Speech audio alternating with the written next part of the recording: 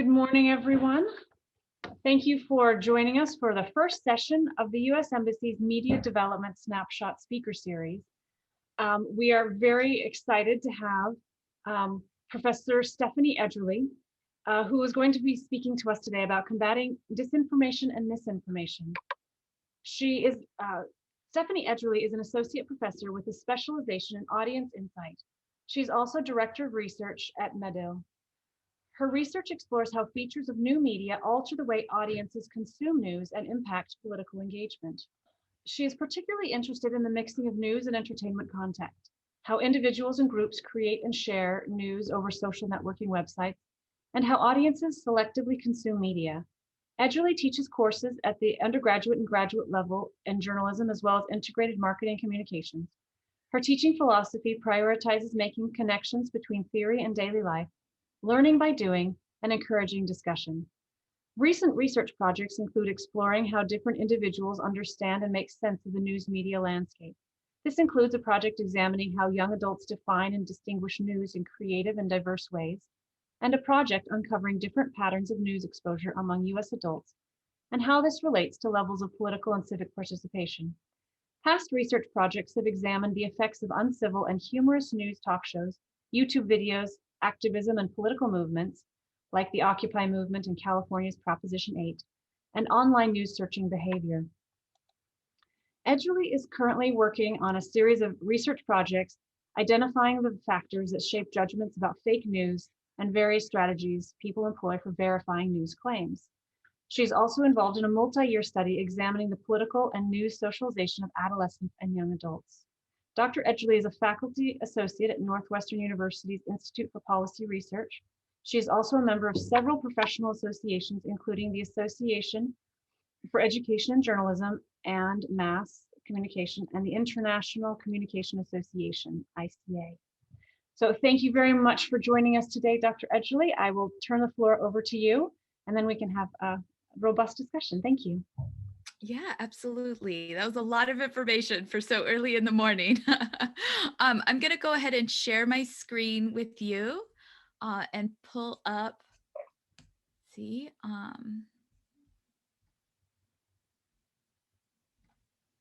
okay, so you should be able to see my PowerPoint.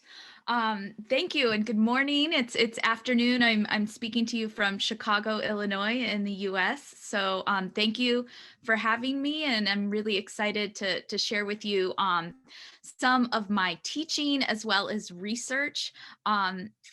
So as described there, a lot of my research teaching journalists and journalism students focuses on audience, right? And so I'm going to sort of package this talk today in focusing on what the role news media can play in combating misinformation and disinformation. And we'll sort of end with that audience note, because that's really the area that a lot of my research has focused on in the last year. So let's dive in. I promise I won't talk at you too much, and there will be some time at the end for questions. And of course, I want to foreshadow this or frame this overall talk as my research focusing on what I know about the US media system and combating misinformation and disinformation in the US.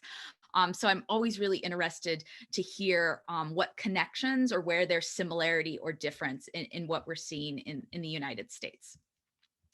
All right, so I want to begin with a definition or two. I want to make the distinction between disinformation and misinformation. And this is just to make sure we're all sort of on the same page here. And I know these words sound very similar, but there's an important difference that's worth spending a little bit of time. So when we're talking about disinformation, I'll take that kind of second one first. Here we're talking about information that is false and deliberately created to harm. That could be an individual or a community or a group of people or a country, right? But the intention here is the deliberate creation and sharing of false information. Okay. And this can be motivated by several different factors. It could be to influence public opinion. It could be to gain political power, to kind of shape a political agenda. It could be to cause confusion, right? Maybe just make people doubt what they thought was going on.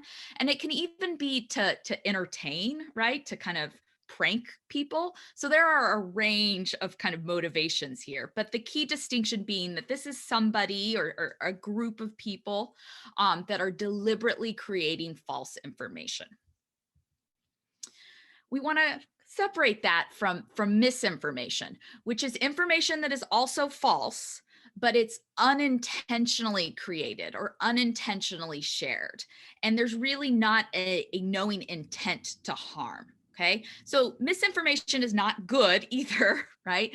But there is a lack of intentionality here. This time, we often see this with people sharing things on social media, maybe Facebook, that they didn't know was false, right? So if they only knew, they wouldn't have shared it. And we also see the news media play a role with misinformation sometimes. This is where a headline can be sort of misleading and not match the actual body of the story, or where we can get into some misleading framings of a story, or maybe even something like a photo that was inadvertently paired with an article, or a graphic that misrepresents the findings of a study. When you actually get down to asking what went wrong, a journalist wasn't intentionally trying to deceive the audience, but still there was false information. So I want to, separate these two out and talk a little bit about what the news media can do, both in spotting disinformation, right? And a lot of times when we have sources that are intentionally creating false information, the news media is part of their plan, right? They're feeding the news media rumors or conspiracies or fake stories. So how can the news media kind of guard against disinformation? And then on the other hand, how can the news media be better at the misinformation side also, right? Making sure that we don't fall prey to unintentionally sharing false information.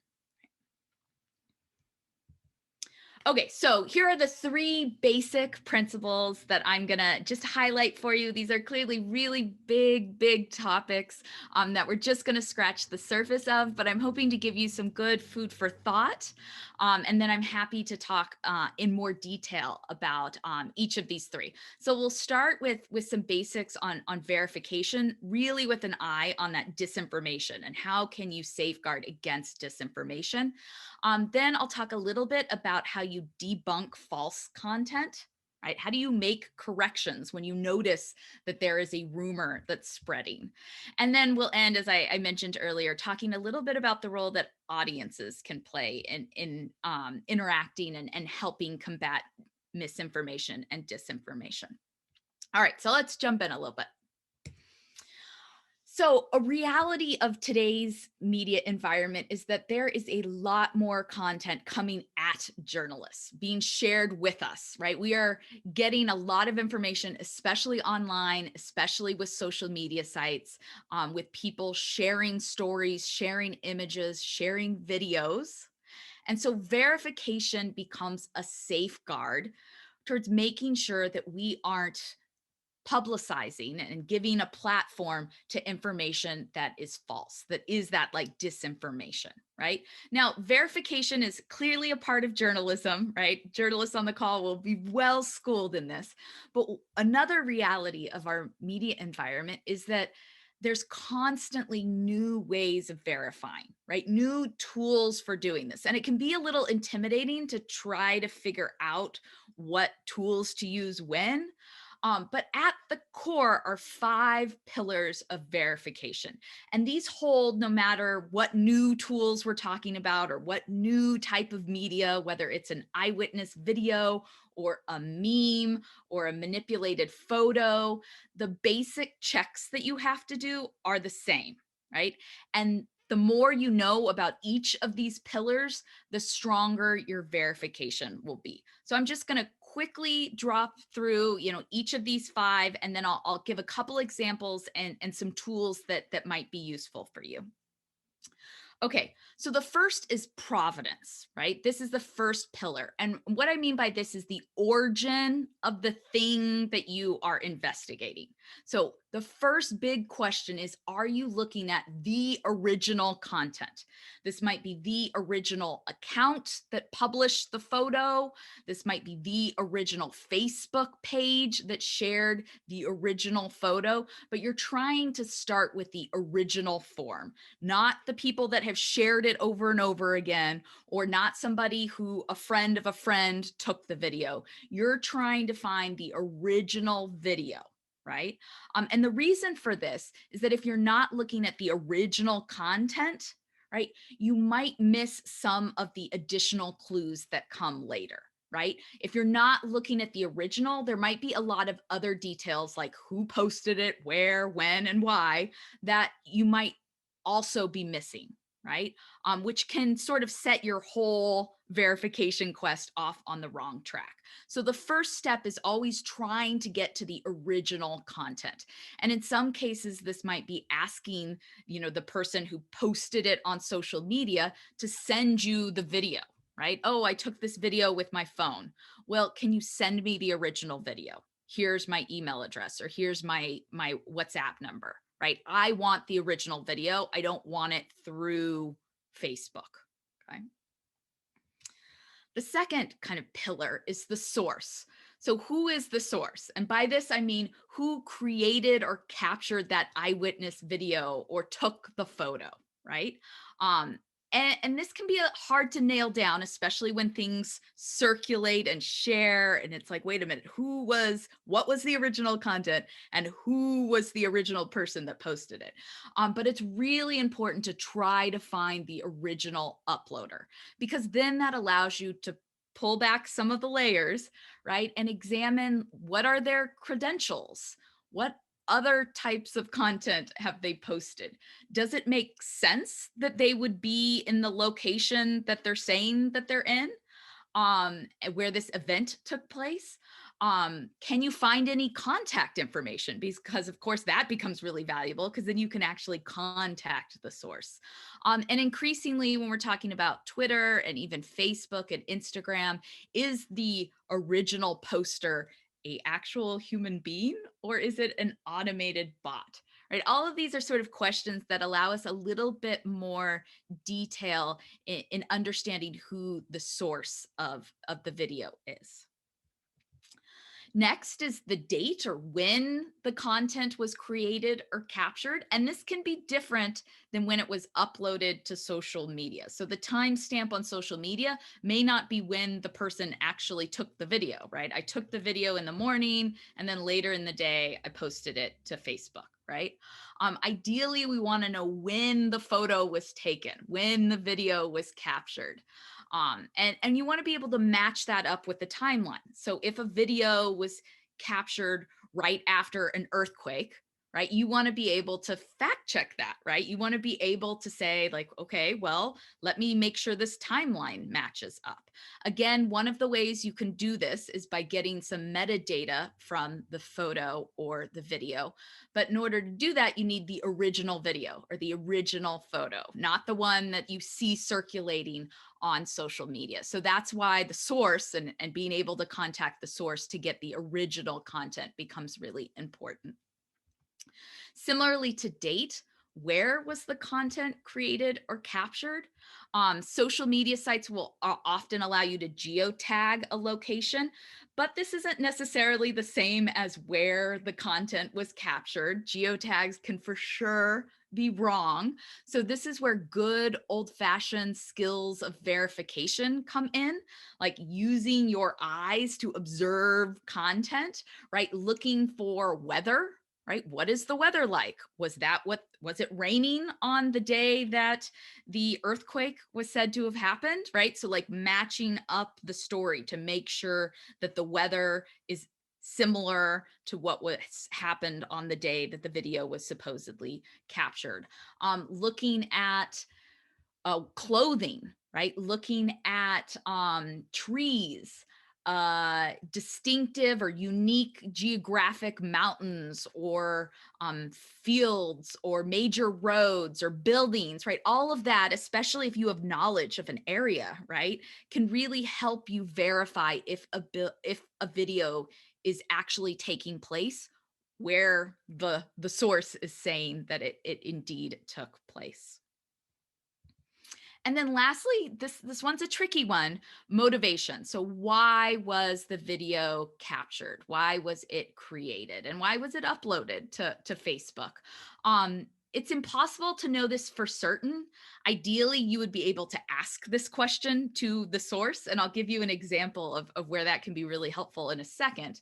But in the absence of being able to interview the primary source of the content, you can ask yourself some journalistic questions about the source, right? So which can, shed some light on their motivations. So are they an accidental eyewitness that just happened to be in the right place at the right time, or the wrong place at the right time? Or are they affiliated with a online group or an online community that supports a specific cause? Are they affiliated with a government association or a corporation or a research organization? Why were they at the event? Right. So starting to sort of get some information about what their motivation might have been can help in verifying content. And I'll give you just two quick examples. These are classic examples, a couple of my favorite here. And this is one that was posted, as you could see from the date stamp here, several years ago, onto Twitter. And this was after a hurricane was happening in Houston, Texas. And this Twitter user says, "Believe it or not, this is a shark on the freeway in Houston, Texas." You can see all the hearts and the retweets and this is going viral or getting a lot of attention. Now, if you were to see if this is the original content, and it's sort of portraying itself as the original content, but if you would do a reverse image search, you would discover that this is not the first time this image has appeared online. This is not the first time this image has appeared on Twitter, or pretending that it's happening during a hurricane. So you can see, if you look at this date stamp 2 years earlier, you see the exact same image in a very different location, still in the US, but this one claiming to be in North Myrtle Beach. Okay. So that would be a big indication that this original or this not original tweet, this one in 2017, is not authentic. It's not something that's actually happening. This is, in fact, a prank. And if you were to kind of investigate the who of the source, you would notice that this guy is not, Jason Michael is not even in the United States. And he's in Ireland, I believe. And when BuzzFeed contacted him and sort of said, "Well, why did you post this pretending that this was happening?" And he was like, "Because it was a joke." Right? Of course I knew it was fake. What I expected was to tweet it and have people in Scotland laugh at it. Right? So this was something that he thought was a joke and his followers would understand was a joke. But then it sort of blew up, as things can on social media. And especially during kind of natural disasters, hurricanes, um, uh, tornadoes, earthquakes, people are kind of pressed for information, and these type of eyewitness accounts can go viral, and rumors and conspiracies can spread a lot more quickly because people drop a little bit of their safeguard. So it becomes really important to do this type of verification all the time, but especially during these kinds of natural disasters. Second, quick example. And this is from a website that is up and running still today. If you were to Google usareally.com, you would find it. And the first Google link is this website. And I've given you just a little bit of text from their about page. I won't read this to you word for word, but you can see that they're a nonprofit media organization, and they are dedicated to journalistic accuracy and integrity. In that kind of second paragraph, you can see that they prioritize unbiased and honest stories that inform the struggles and triumphs of everyday Americans. And if you go to this website, you'll see that they're posting stories and it looks professional. Now, if you were to start to verify this source, this website, and try to ask some of those questions about, who is this source, and you run through this company, this URL, into a service that will pull up the IP address, you will find that USA Really is, the IP address is tied to the Russian Federation, right, in St. Petersburg City. And also, if you dug a little deeper to get the address of who is hosting the site, you would find that this address is the address of many official Russian government organizations. So this then becomes a really big red flag that this isn't a normal news site that's covering local politics in the US. You can judge this website a little differently, knowing that it is kind of sponsored and funded by the Russian government and it's not based in the US, right? And all of this information comes from verifying the source, right? Doing a little bit of digging of, wait a minute, who is this source? Now, if you do go ahead and Google USA Really, I mentioned you'll see the website that comes up first, but then you'll also see several news media stories that were written a couple of years ago that are trying to call out and give attention to the fact that, hold on a second, there's something different going on with this website. So I'll just end this kind of first point with some tools to help with these verification questions. I mean, not all of these questions need tools, right? Some of these are very at the core of just journalistic questions to ask yourself and people and to make sure logically connections go together. But there are some ways that tools can be helpful. And I'll share afterwards so this can, the embassy can send this along to you. But First Draft has an updated verification toolkit, which has all of the links and all of the names I'm going to mention here and more. So you'll have access to that. But I just want to highlight a couple that I found are really useful. Revi, which is a reverse image browser. This allows you to plug in any image that you see and say, is this the original or has this appeared on the internet before? Right? So that becomes really handy. InVid collects metadata from videos. So this will tell you the date and the location of a video and image. And it's an extension that you can load on your browser. Domain Big Data, that was the image I just showed you before of USA Really. So you can plug in a URL and see what the IP address is, see what where it's located, what the address is. So that can be a useful tool. The Wayback Machine helps you kind of archive or go back to old things that could have been taken down. CrowdTangle becomes a useful extension for Facebook analytics. So if you want to know how often a story has been shared, right, and what pages are sharing what story, CrowdTangle is useful and free. All of these are free. And then Twitternomy gives you some Twitter analytics of individual users. So this can help trying to identify what is a bot and what is an actual human. And one way of doing that is looking at how regularly an account is posting. Like human Twitter users do have to sleep.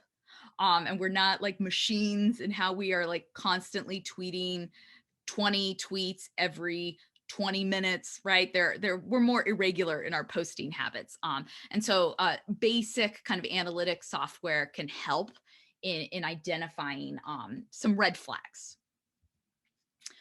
Okay, so just scratching the surface here, but I also want to spend a little bit of time talking about what you do to combat misinformation and disinformation when you want to correct something that's false. If there's a rumor or a conspiracy that you're seeing that's gaining a lot of attention, that you're hearing people talk about, and you know that it's incorrect, how do you correct it, right? And the big point here is that it's not just about giving people the correct information, right? Our audience, the public, we're humans, right, with emotions and biases, which means that we have to be a little smarter about how we correct false information, right? If we aren't a little bit strategic about this, it can backfire on us. So here are a couple general buckets or general procedures, and then I'll give you a couple examples. So first, you want to always lead with the fact. You want to devote most of your most valuable resources to the fact, right? So don't put the false information in the headline or the lead sentence. You want the correct information to be the most accessible, right? So you want a clear and concise statement of fact in the headline and the lead, right? You do not want to ask a question in the headline, like, is it true that? You don't want to kind of a simple statement of retraction, right? This statement is not true. Instead, you want to prioritize, emphasize, right? Lead with the correct information. Okay.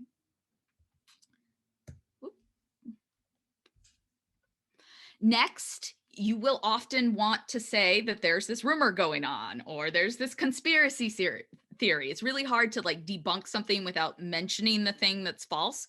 And that's okay, right? But you want to give a warning, right? Before you mention the false information, right? So if you're on the radio and you're going to mention a false statement, or you're going to hear a false kind of quote, you want to tell your listeners beforehand, what you are going to hear is something that has been proven false, right? Or you're going to hear a conspiracy theory that's often stated, right? Just so audiences have the proper framing, right? You don't want to mention the false information more than once if you can, right? So give a warning, mention it once, right? And then explain why it's false, right? You can't just say that it's false and move on.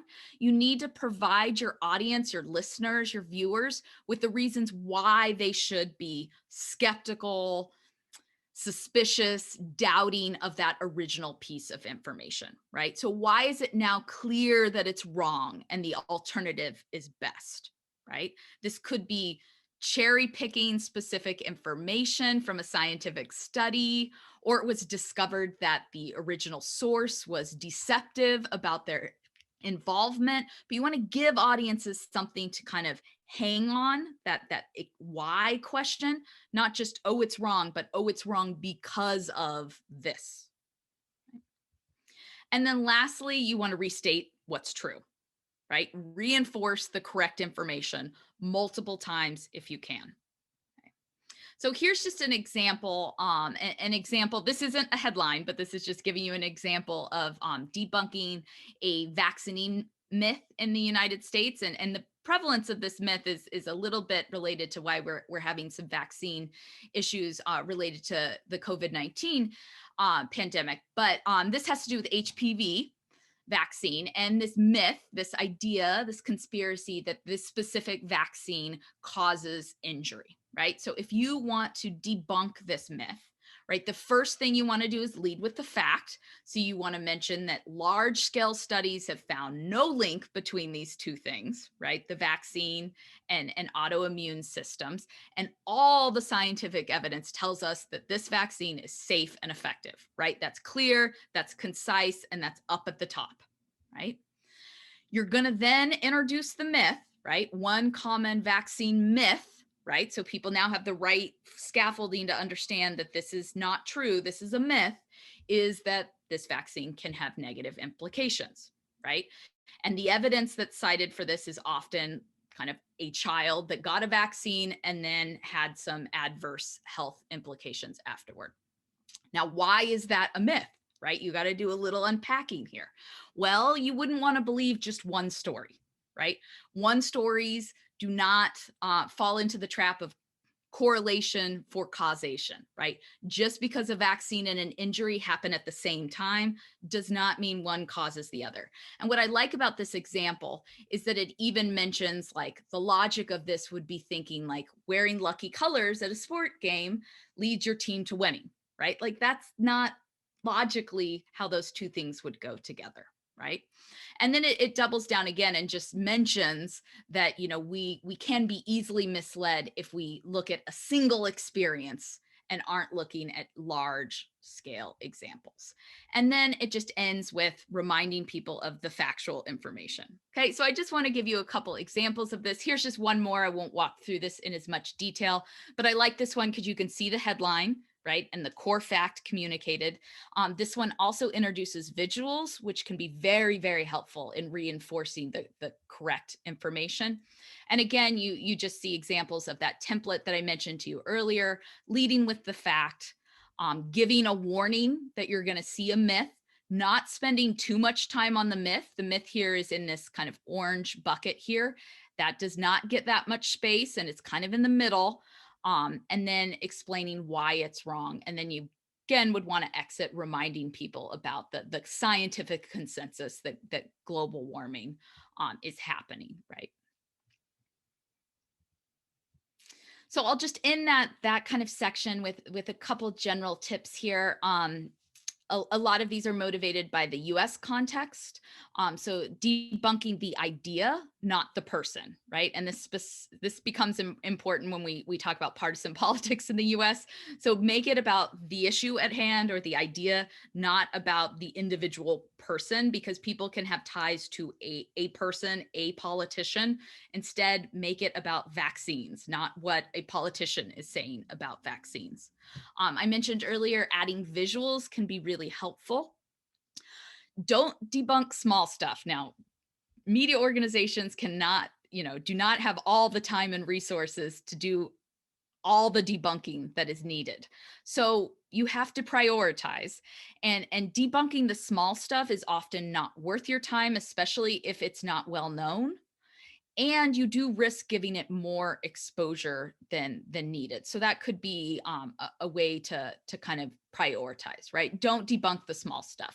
Also, don't link to false content, right? That's just sort of driving traffic to these sites. It's much more effective to use a screenshot to show what was a manipulated photo, or a screenshot to show the website of USA Really.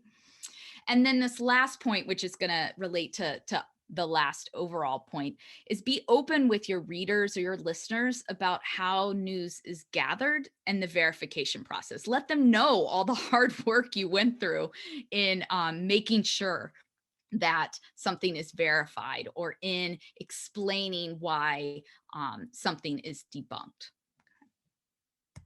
All right, and then lastly, and I promise I'll be wrapping up quickly, is audience relations. And I want to sort of set the table here by giving you a little bit of data, and this data comes from the Reuters Institute and their digital news report from 2019. So a couple years ago, and it's a survey involving people from 38 different countries. And you can sort of see their abbreviations there. And this question is showing what proportion of people agreed that they were concerned about what is real and what is fake on the internet. And you can see some countries like Brazil and Portugal, South Africa have a really high proportion. Even at the low end, 31%, and these are a lot of Scandinavian countries, are still pretty significantly high. Let's see, we have Malaysia here, Singapore, Australia, South Korea, Japan, just a couple, Hong Kong, pointing out a couple in the Pacific Asian region.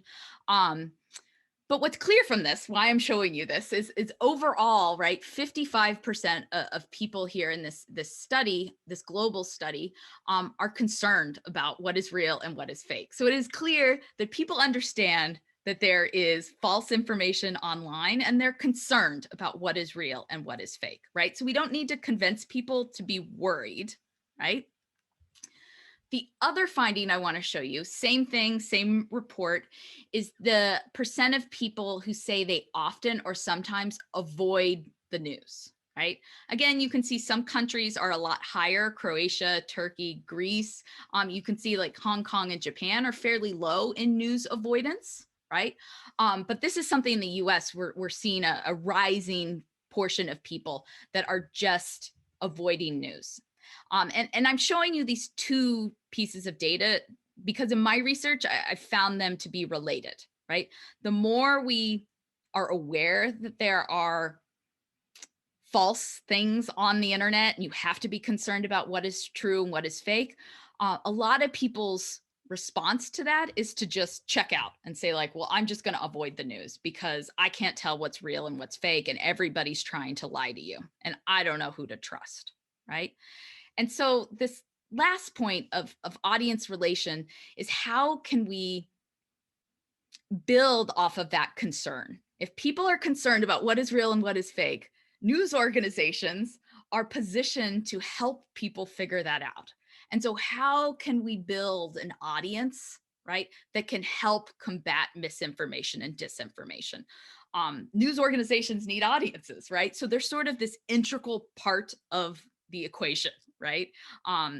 News organizations can do all the verification and do all the debunking, but ultimately they need that arrow to reach the public, right? So how do we do that, right? In the face of a lot of real challenges, how do you reach the public? And so I've just given you two here, lots of other ways that this can go. But one of the big things that I've seen in my research is increasing news media literacy among audiences, right? Making sure that the public understands the value of journalism. What is journalism? What do reporters do? How can you tell when something's been verified? And that's a little bit why it's on journalists to show their work to audiences. And how can we give audiences some of the skills and knowledge that allow them to play a role in not sharing misinformation or disinformation, right? They become part of the solution, right? We want them part of the solution and not part of the problem. And this also includes creating partnerships and outreach. In this diagram, I'm sort of showing you the clean, tidy arrow that goes from news organizations to publics, but that's maybe a little idealistic, right? And if the ultimate goal is reaching the public with accurate, truthful information that helps them understand the world around them, sometimes the path that information travels may not be direct, right? And so that's where partnerships become really key. And that can be partnerships with schools and educators. And you can see a clear connection here when we're talking about media literacy, but this might be journalists going to schools and explaining what news is and what journalists do and their process and how you can tell when something's been verified. This can be working with schools to develop news literacy plans, right? And then that information reaches the public, right? Or another way, and oftentimes this happens with debunking information, is to reach out to community groups. This could be religious organizations. This could be civic organizations. This could be individual people in a community that have a lot of influence, right? And they can be really powerful partners in getting information out. Sometimes, and in my work with the State Department, I've been told numerous times that news organizations will debunk something, right? They'll be like, we have found that this is wrong. And we've created this wonderful story and we send it out on our radio waves or our television, and people, it's not resonating with people, right? We can't get people to like listen to it.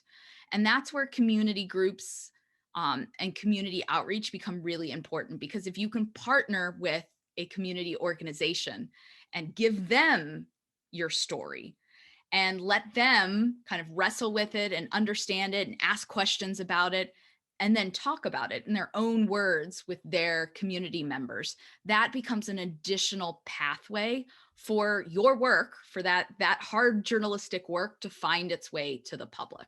So while of course we want this straight arrow from news organizations to the public, I think when we're thinking big picture about combating misinformation and disinformation, these partnerships at a local community level are good ones to also be leveraging, because they're additional ways of reaching the public.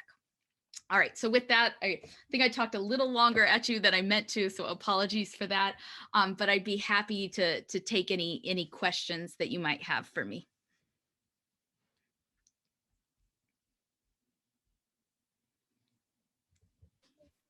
Good morning, Professor Edgerly. Thank you for that presentation. I just have a question with regards to social media and its rising influence, particularly when something like a TikTok video is put out and it's misinformation that's being shared. Even when you come out with the facts to debunk that, it's still not necessarily picked up. How do you know how effective you've been in trying to correct that misinformation? Yeah, I mean, social media is evolving, right? I talk a lot about Facebook, and a lot of my students are like, Facebook? We aren't on Facebook anymore. It's all about TikTok. Makes me feel very old. Increasingly, like WhatsApp and private sharing groups where we don't even see what's going on, right? That's a big obstacle to debunking stuff. But to your question, I would say I think especially with younger people and especially with TikTok, it's about matching the information with the right communicator. And though I think as journalists, we might always want to say, but we are the right communicator, but sometimes we're not always the right communicator. So if you can kind of leverage your knowledge about a community, a network that exists on TikTok, and who are important, I'm going to use the word influencers, but important influencers on TikTok who are committed to journalistic principles, right? Like they care about getting true information out to their followers. That's could potentially be a partnership. Now you have to be, the partnership has to be authentic. You can't just say like, hey person, share this video. I mean, maybe they would. But most of the time people want to be able to put it in their own words or share it however they want. But I think understanding networks, social networks, and how information spreads, and what spreads on TikTok is very different than what spreads on Facebook, can be advantageous if you can lock into those networks, right? Like me just sharing my thing on TikTok is not going to reach the people I need it to reach. So what connections can you develop, or what connections do you already have in a network that can be helpful in sharing that story and getting that message out? I think that's kind of the struggle, I think, especially with TikTok, and especially something as new as TikTok.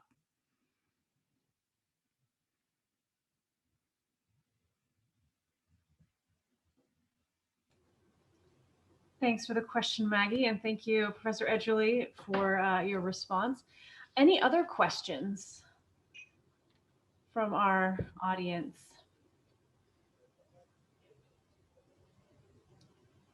While you're all thinking of other questions, because we still have a little time here, I wanted to ask, or maybe make a comment, or maybe talk about how in the United States, the last several years, journalists have definitely had to work, harder on fact checking, and not because we had very senior people, even in the White House, sharing information that was demonstrably false. And so if you can maybe give a few more ideas about how to do that without, without, I guess, suppose drawing too much attention to the journalists, but making sure that correct information is out there. Yeah, I mean, it's tough when people, I mean, this is that disinformation versus misinformation divide, when sources and political sources are the origin of the disinformation, can be really tricky.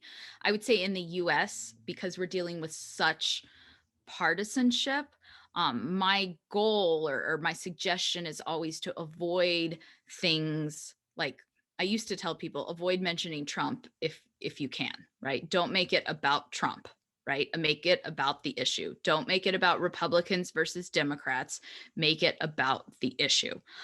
If you can avoid using those labels, because those are clear signals to people of what team am I on, right? Oh, is this something I should accept, or is this something that I shouldn't accept?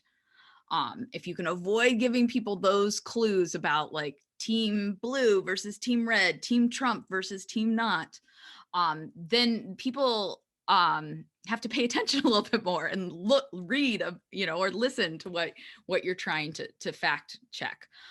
So I think that's where health stuff is really fertile ground, because that's not the politicalization of health topics, right? Cancer and health and COVID-19 are not as easily politicized. But again, we all have these biases in how we process information. And so I think kind of steering as much as you can away from those, allow people to kind of recognize and take in the factual correction in a way that's a little easier for them. Thank you for that. So we had a question that came into the chat from Geraldine from the USP Journalism Program. Do US newsroom have specific people to conduct fact checks, considering time constraints or pressures? Or I know. I mean, do it themselves? Yeah, it depends on the news organization. Larger ones do have fact checkers, like when we're talking about the New York Times, talking about the Washington Post, they have people that are devoted to doing that. I would say increasingly at the local level, you as the reporter are also doing the fact checking, and the editors doing a little bit of the fact checking too. They might have a intern that does a little bit of the research, but I think a reality of many US, I would say global news organizations, is that journalists are being asked to do it all with less time and more kind of challenges, right? It's more complicated, and now you're asked to do more quicker and maybe not with more pay. And all of that is not a good recipe. I mean, it makes a lot of sense why we're dealing with issues like misinformation and disinformation when we're expected to produce journalism so quickly, and we don't oftentimes have the resources for a separate full-time person to be doing this type of fact checking. An interesting historical note, just in case you're interested, back in the day in like 1930s, journalists used fact checkers like the New York Times, Washington Post, and it was a job that only women could hold. So women were the original fact checkers. I mean, it's a little bit because they couldn't be journalists. They were like, here, we're giving you this job to be a fact checker. But it was this job that was largely exclusively held by women. Thank you. That's fascinating. One question something that I was wondering is, how can journalists help educate their audiences beyond just providing the information? How can they provide some sort of education, especially since a lot of news is shared in our environment on social media? How can they on social media help educate people about this is right, this is wrong, or so people can learn for themselves? Would stories work, or little tips of the day? Yeah, I mean, I think all of that is really great, right?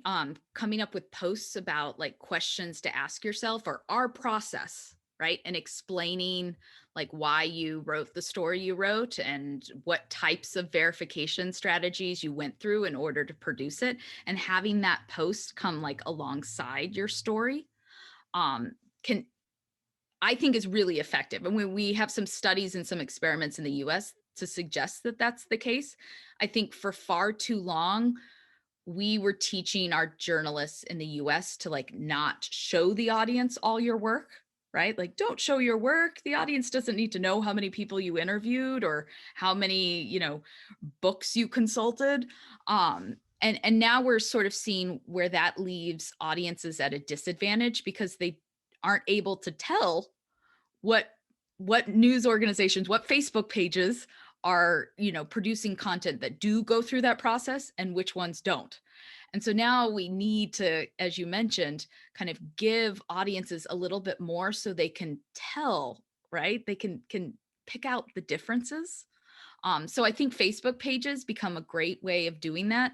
Of course, you need people to like the page or join the group.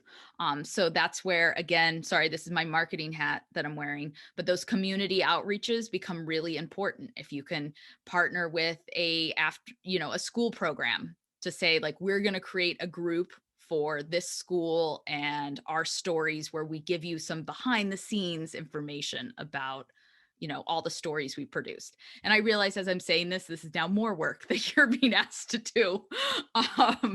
But yeah, I think your point is directly part of what I think the solution is, which is that audiences have to be given a little bit more information about what journalists do, right?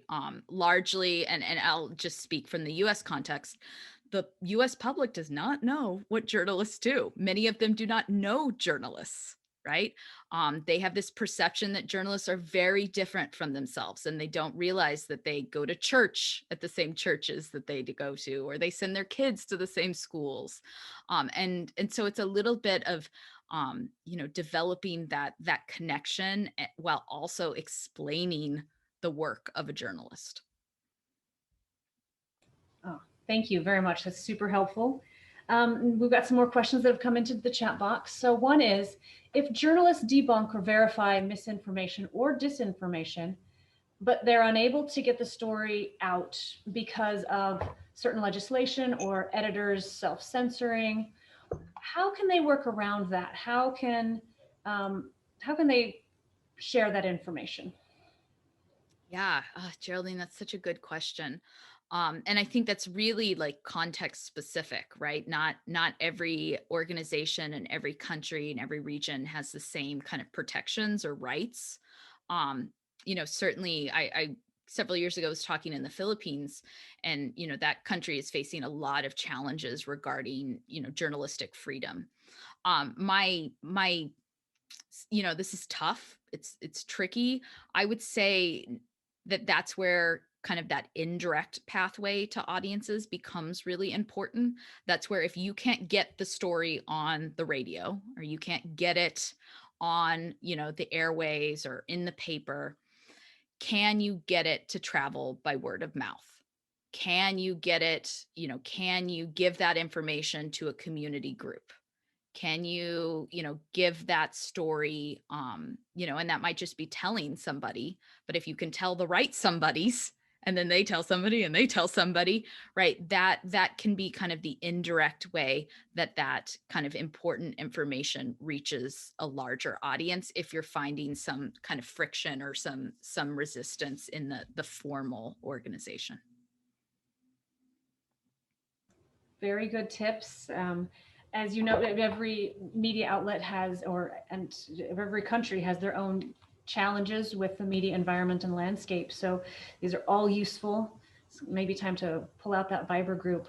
Another question that came in from the USP group is, and just so you know, Professor Edgerly, we do have a session on solutions-based journalism later in the week.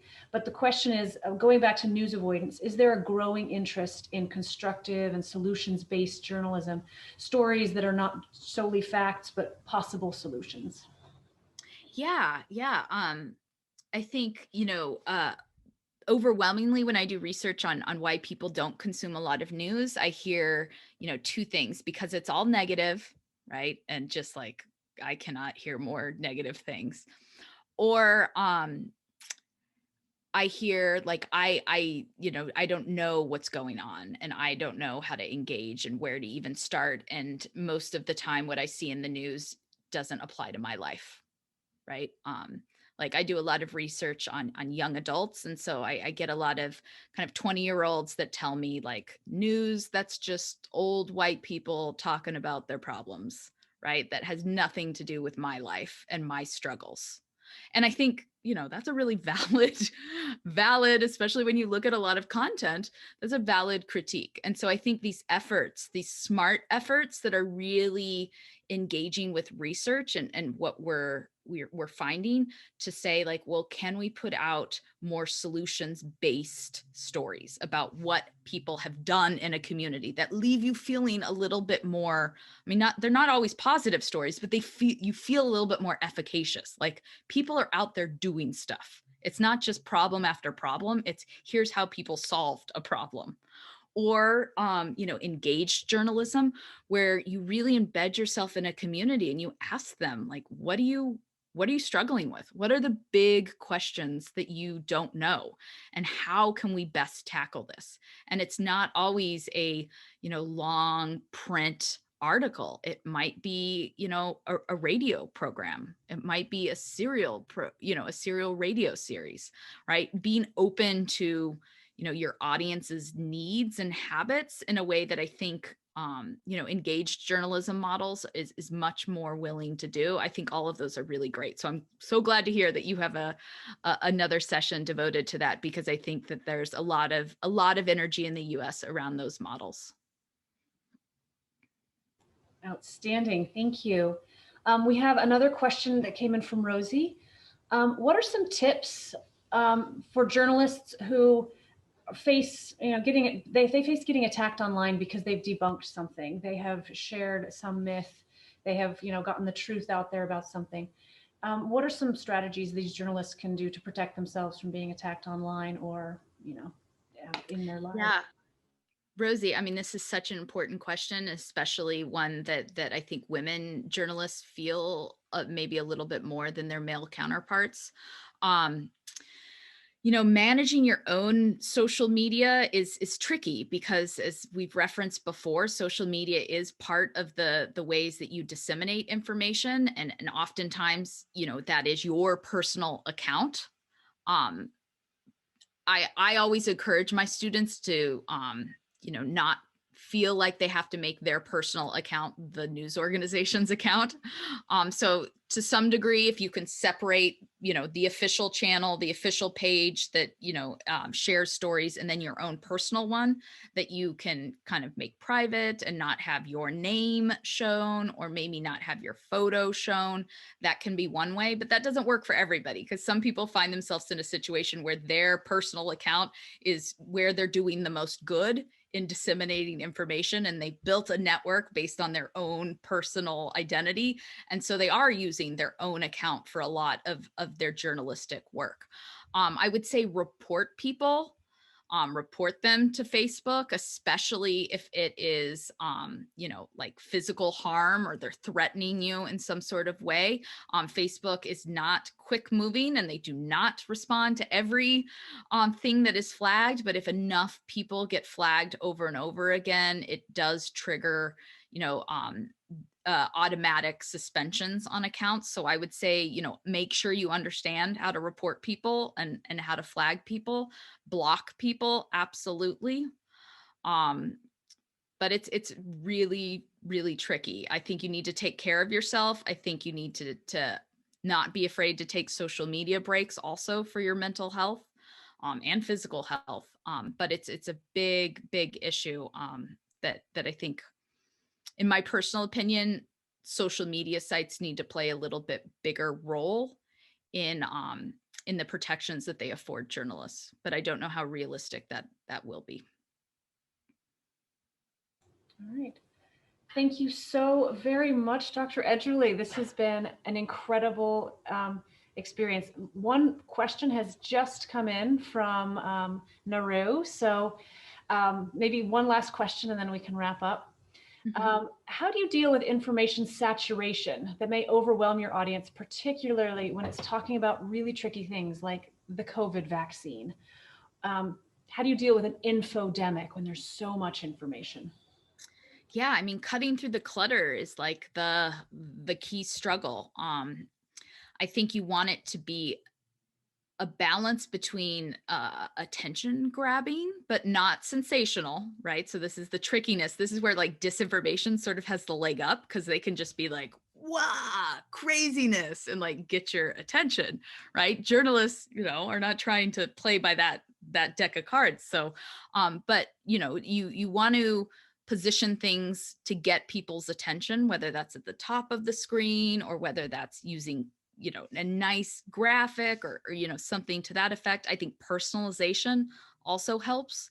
So especially when we're talking about something like the COVID vaccine, if you can personalize that with local doctors, images of local hospitals, local officials, that's one way to cut through the clutter, I think.